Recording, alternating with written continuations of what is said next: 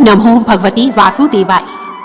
आइए भक्तों, सुनते हैं उत्पन्ना एकादशी व्रत की पावन कथा। प्रेम से बोलो श्री हरि की जय। प्राचीन समय की बात है। एक समय सूत जी ने कहा, हे ऋषियों, उत्पन्ना एकादशी व्रत का वृत्तांत और उसकी उत्पत्ति की कथा प्राचीन काल में भगवान श्री कृष्ण ने अपने परम भक्त युधिष्ठिर से कही थी। वही आज मैं तुमसे कहता हूँ। एक समय राजा युधिष्ठिर ने भगवान श्री कृष्ण से कहा, हे भगवान, हे वासुदेव, एकादशी व्रत किस विधि के साथ किया जाता है और उसका क्या फल प्राप्त होता है? उपवास के दिन जो भी क्रिया की जाती है वह सब आप मुझे बताने की कृपा करें।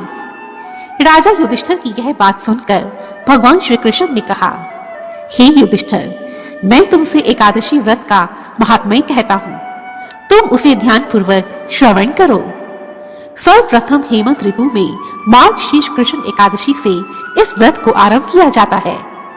दशमी तिथि को सायकाल भोजन के पश्चात अच्छे प्रकार से दातुन करना चाहिए ताकि अन्न का एक भी अंश मुंह में ना रह जाए। रात्रि को भोजन नहीं करना चाहिए। एकादशी के दिन प्रातः 4 बजे उठकर सबसे पहले इस व्रत का संकल्प लेना चाहिए। इसके पश्चात शौच आदि से निवृत्त होकर शुद्ध जल से स्नान करना चाहिए। स्नान के पश्चात धूप, दीप, नैवेद्य आदि 16 वस्तुओं से भगवान का पूजन करना चाहिए और रात्रि में दीपदान करना चाहिए। रात्रि में भजन कीर्तन इत्यादि करना चाहिए। जो कुछ अनजाने में पाप कर्म हो गए हों उनके लिए श्री हरि से क्षमा मांगनी चाहिए। जो मनुष्य ऊपर लिखी विधि के अनुसार एकादशी का व्रत करते हैं उन्हें शंखों द्वार तीर्थ में स्नान करके भगवान के दर्शन करने से जो फल प्राप्त होता है वह एकादशी व्रत के 16वें भाग के समान भी नहीं माना जाता। एकादशी के दिन दान देने का फल लाख गुना होता है, संक्रांति से 4 लाख गुना, तथा सूर्य चंद्र ग्रहण में स्नान दान आदि से जो पुण्य प्राप्त होता है वही पुण्य एकादशी के दिन व्रत करने से प्राप्त हो जाता है। अश्वमेध यज्ञ करने से 100 गुना तथा 1 लाख तपस्वियों को 60 वर्ष तक भोजन कराने से 10 गुना तथा 10 ब्राह्मणों और 100 ब्रह्मचारियों को भोजन करवाने से 1000 गुना पुण्य भूमि दान करने से होता है। उससे 1000 गुना पुण्य कन्यादान से प्राप्त होता है। इससे भी 10 गुना पुण्य विद्या दान करने से होता है। विद्या दान से 10 गुना पुण्य भूखे को भोजन कराने से होता है। अन्न दान के समान इस संसार में कोई ऐसा दान नहीं जिससे देवता और पितृ दोनों तृप्त होते हों, परंतु एकादशी के व्रत का पुण्य तो सबसे अधिक होता है। हे राजन, एकादशी व्रत का प्रभाव देवताओं को भी दुर्लभ है।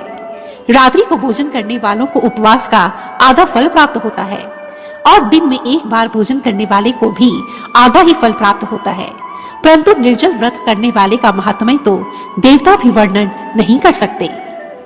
तब भगवान कृष्ण की यह बात सुनकर राजा युधिष्ठिर ने कहा, हे वासुदेव, आपने हजारों यज्ञ और लाखों गोदान को भी एकादशी व्रत के बराबर नहीं बताया, सो ये एकादशी व्रत सभी व्रतों में सबसे उत्तम कैसे हुआ? यह सब आप हमें बताने की कृपा करें। यह सुनकर श्री कृष्ण ने कहा, हे युधिष्ठिर, सतयुग में मुर नामक एक दैत्य उत्पन्न हुआ।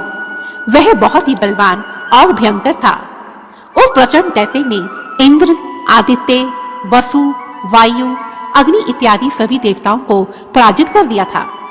तब भयभीत होकर राजा इंद्र आदि सभी देवता भगवान शिव के पास गए और कहा, हे कैलाशपति, इस मूर्ख दैत्य से आप हमारी रक्षा कीजिए।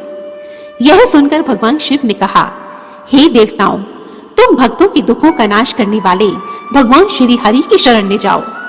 भगवान शिव के ऐसे वचन सुनकर सभी देवता क्षीर सागर में पहुंचे। क्षीर सागर में भगवान विष्णु को शयन करते हुए देखकर सभी देवता भगवान विष्णु की स्तुति करने लगे। हे देवताओं की रक्षा करने वाले मधुसूदन, आप हमारी दैत्यों से रक्षा कीजिए। हम सब आपकी शरण में आए हैं। देवताओं के ऐसे वचन सुनकर श्री हरि ने कहा, हे इंद्र, ऐसा मायावी दैत्य कौन है जिसने सभी देवताओं को परास्त कर दिया है? उसका क्या नाम है? उसमें कितना बल है? वह किसके आश्रय में है? यह सब तुम मुझे बताने की कृपा करो। श्री हरि के ऐसे वचन सुनकर राजा इंद्र ने कहा, हे भगवान, प्राचीन समय में नाड़ी जंख नामक एक राक्षस हुआ था। उसके महापराक्रमी और लोक विख्यात मुर नामक एक पुत्र उत्पन्न हुआ। उसकी नगरी का नाम चंद्रावती नगरी है। उसी ने सभी देवताओं को स्वर्ग से निकालकर वहां अपना अधिकार जमा लिया है। उसने इंद्र, अग्नि, वरुण, यम, वायु, ईश, चंद्रमा, सूर्य आदि सभी देवताओं के स्थान पर अपना अधिकार कर लिया है। वह सूर्य बनकर स्वयं ही प्रकाश करता है और स्वयं ही मेघ बन बैठा है। हे असुर निकंदन, आप उस असुर का वध कर देवताओं को अजय बनाइए। देवताओं की यह बात सुनकर श्री हरि ने कहा, हे देवताओं, मैं शीघ्र ही उसका संहार करूंगा। तुम चंद्रावती नगरी की ओर जाओ। इस प्रकार भगवान सहित सभी देवताओं ने चंद्रावती नगरी की ओर प्रस्थान किया। उस समय दैत्य मुर सेना सहित युद्ध में गरज रहा था। उसकी भयानक गर्जना सुनकर सभी देवता भय के मारे चारों दिशाओं में भागने लगे। जब स्वयं श्री हरि रणभूमि में आए तो असुर उन पर भी अस्त्र, शस्त्र और आयुध लेकर दौड़े। श्री हरि ने उन सभी दैत्यों को अपने बाणों से बींध डाला। अंत में सभी दैत्य मारे गए और केवल मुर ही बचा रहा। भगवान जो भी तीक्ष्ण बाण चलाते वह उसके लिए पुष्प सिद्ध होता था। उसका पूरा शरीर छिन्न भिन्न हो गया, परंतु फिर भी वह लगातार भगवान के साथ युद्ध करता रहा। इस प्रकार 10,000 वर्ष तक उनका युद्ध चलता रहा, परंतु मुर नहीं हारा। तब थक कर भगवान श्री हरि बद्री का आश्रम चले गए। वहां हेमवती नामक एक सुंदर गुफा थी। उसमें विश्राम करने के लिए भगवान उसके अंदर प्रवेश कर गए। यह गुफा 12 योजन लंबी थी और उसका एक ही द्वार था। भगवान विष्णु वहां योग निद्रा की गोद में सो गए। मोर भी भगवान के पीछे पीछे उसी गुफा में प्रवेश कर गया और भगवान को सोते हुए देखकर उन्हें मारने के लिए उद्यत हुआ। परंतु ठीक उसी समय श्री हरि के शरीर से एक उज्जवल कांतिमय रूप वाली एक दिव्य देवी प्रकट हो गई। उस देवी ने राक्षस मुर को ललकारा, उसके साथ युद्ध किया और उसे तत्काल ही मौत के घाट उतार दिया। कुछ समय के बाद जब श्री हरि योग निद्रा से जागे तो वहां मुर के शव को देखकर वह सब कुछ समझ गए। श्री हरि ने प्रसन्न होकर उस देवी से कहा, हे देवी, मैं तुमसे अत्यंत प्रसन्न हूँ।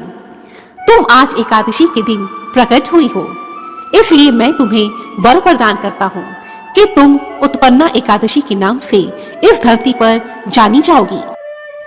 तुम्हारी एकादशी व्रत के पालन से मनुष्य जाति के लोगों के पापों का नाश होगा और उन्हें विष्णु लोक की प्राप्ति होगी। एकादशी का यह व्रत मुझे सबसे अधिक प्रिय होगा, जिससे मनुष्य को मोक्ष की प्राप्ति होगी। इस प्रकार यह वर प्रदान कर भगवान विष्णु वहां से अंतर्ध्यान हो गए और उसी दिन से इस धरती पर एकादशी व्रत करने का विधान आरंभ हुआ। अंत में भगवान श्री कृष्ण ने कहा, हे राजन, एकादशी व्रत का महात्म्य यह सब मैंने तुमसे कहा। यह महात्म्य इतना अधिक पुण्यदायी है कि इसके श्रवण मात्र से सभी सुखों की प्राप्ति होती है। जय श्री हरि बोलो, जय श्री नारायण। तो यह थी उत्पन्ना एकादशी व्रत की पावन कथा। और यदि आपको यह वीडियो पसंद आई है तो प्लीज मुझे कमेंट सेक्शन में जरूर लिखें और मेरी ऐसी ही दूसरी वीडियोस को देखने के लिए रेड कलर के बटन को प्रेस कर मेरे इस चैनल को सब्सक्राइब करें और साथ ही बेल आइकन को भी जरूर दबाएं ताकि मेरी आने वाली सभी वीडियोस की नोटिफिकेशंस आपको टाइम पर मिलती रहे। धन्यवाद। जय माता दी।